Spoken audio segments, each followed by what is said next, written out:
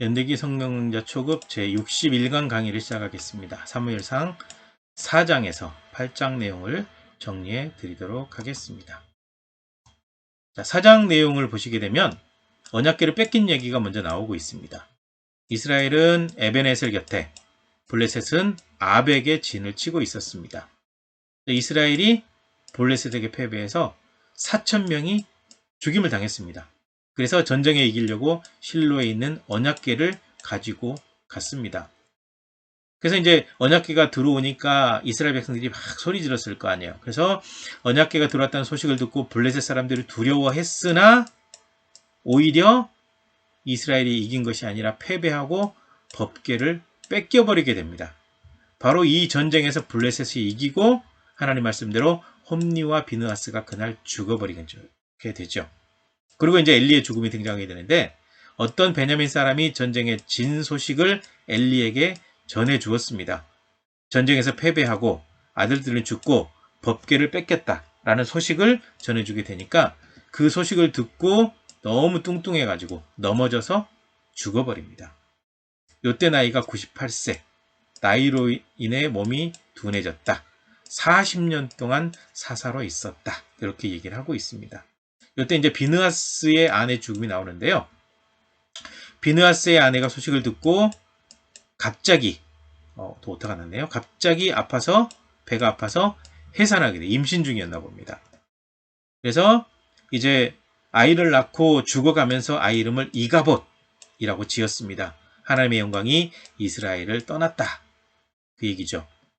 그래서 비느하스가 이가봇, 이 아이를 낳고 죽게 되었다. 라는 거죠. 이게 4장의 내용이 되겠고요. 네, 엘리의 죽음. 그 다음에 이제 5장을 보시게 되면 언약궤로 인해 환난당한 블레셋 얘기가 나옵니다. 블레셋 사람들이 궤를 빼앗아 아스돗에 도착했습니다. 그래서 하나님의 궤, 언약궤를 다곤 신전, 다곤 신상 옆에 두었습니다. 이 다곤 신상은 아래는 물고기, 위에는 사람, 인어의 그 모티브가 된 게 이 다곤 신상이거든요. 이 사람들은 해양 민족이기 때문에 신이 그래요. 이 다곤 신 옆에 뒀습니다. 그랬더니 아침에 다곤이 하나님의 궤 앞에 엎드러져 있는 거죠. 그래서 올바로 잡아놨는데 다음 날에도 엎드러지고 머리와 두 손목이 끊어져서 문지방에 있게 됩니다. 그래서 다곤 신전에 들어가는 사람들은 그 신에 두 손목이 문지방, 머리와 손목이 문지방이 있었던 그 일 때문에 문지방을 밟지 않는 게 이제 전통이 돼버리는 거죠. 그때 하나님의 언약궤 때문에 이 다곤이 엎드러진 일이 있어서 이렇게 된 겁니다. 그리고 하나님께서 아스돗 사람들에게 독한 종기가 나게 하셨습니다.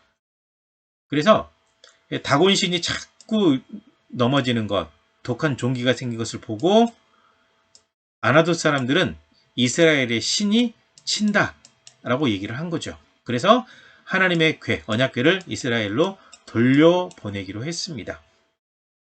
또 가드에도 재앙이 있고 또 에그론 사람들이 또 그 지역으로 궤가 오니까 또 두려워하고 어려움이 있어요. 그래서 블레셋 모든 사람들이 환난과 종기로 인해서 부르짖을 수밖에 없었다.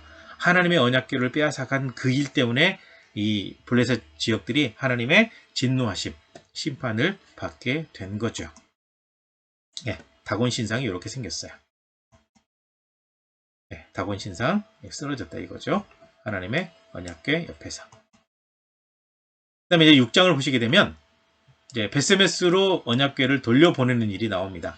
하나님의 궤가 블레셋 지방에 7개월 동안 있었습니다. 그래서 7개월 동안 굉장히 많은 어려움을 당했겠죠. 그래서 블레셋 사람들이 궤에 보내는 방법을 물었습니다. 제사장들과 복술자들을 불렀죠. 그들의 제사장인 거죠. 그들의 복술자들이죠. 그래서 그냥 보내지 말고 속건제 드려야 한다고 알려줘요. 그 다음에 금 독종 5개, 금쥐 5개를 만들어서 드리라 라고 얘기를 해요.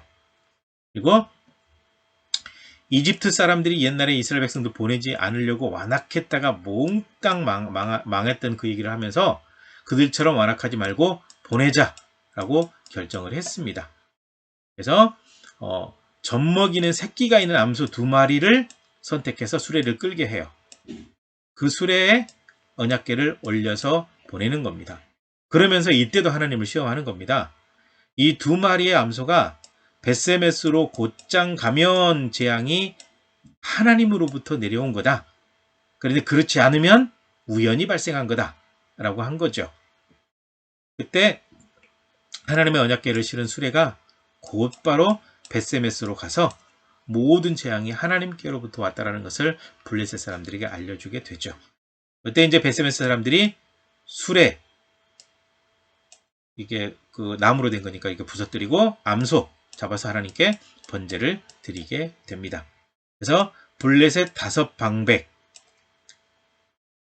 이 5방백이 모든 광경을 다 지켜본 다음에 에그론으로 돌아가서 보니까 하나님으로부터 재앙이 온 것 같다라고 말한다라는 그런 뉘앙스를 남기면서 그냥 돌아갔다, 이렇게 정리를 하고 있죠.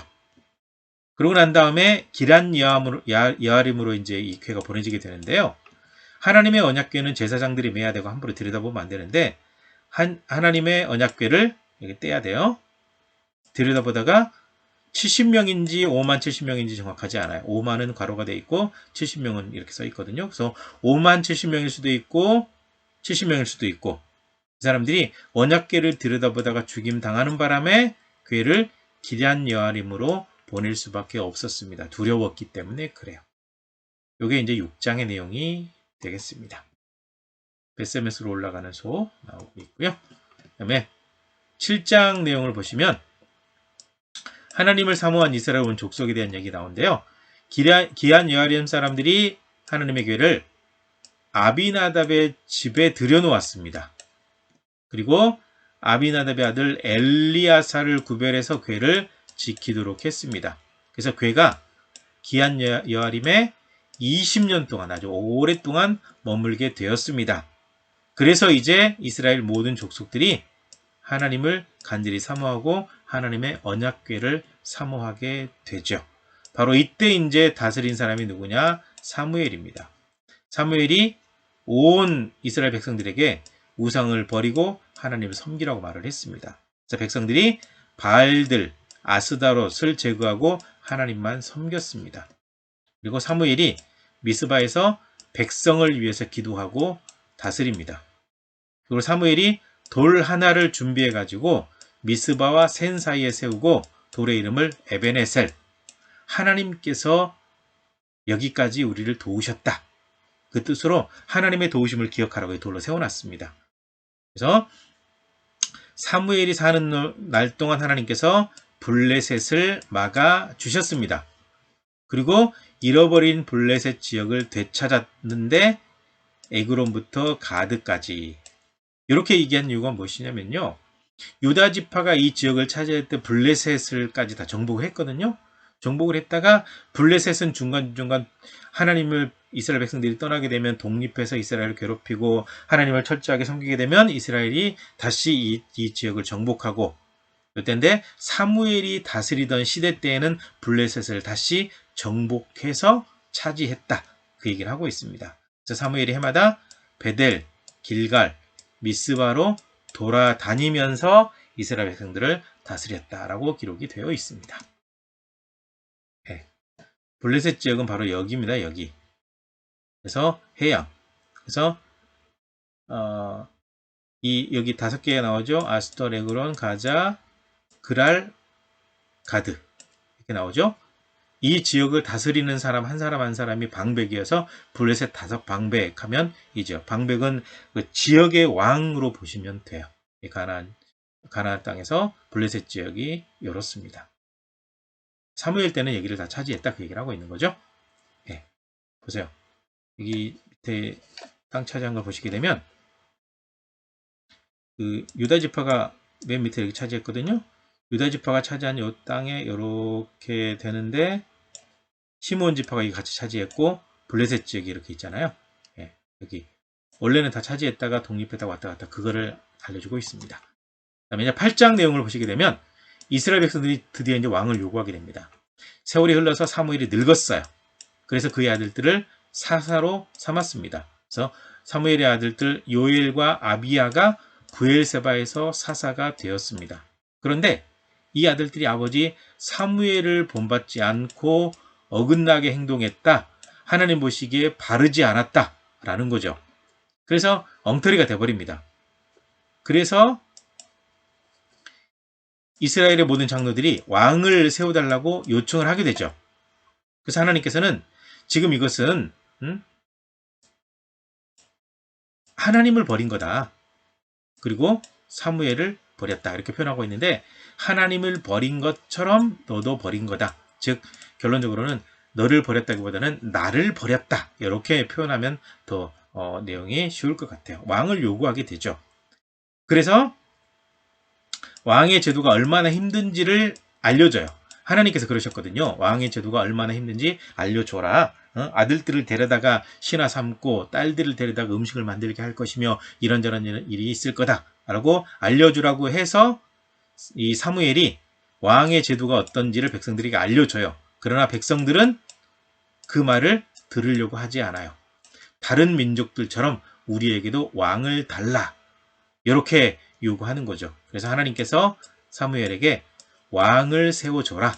그들이 원하는 대로 왕을 세워줘라. 라고 이렇게 말씀을 하게 됩니다. 여기까지입니다. 수고하셨습니다.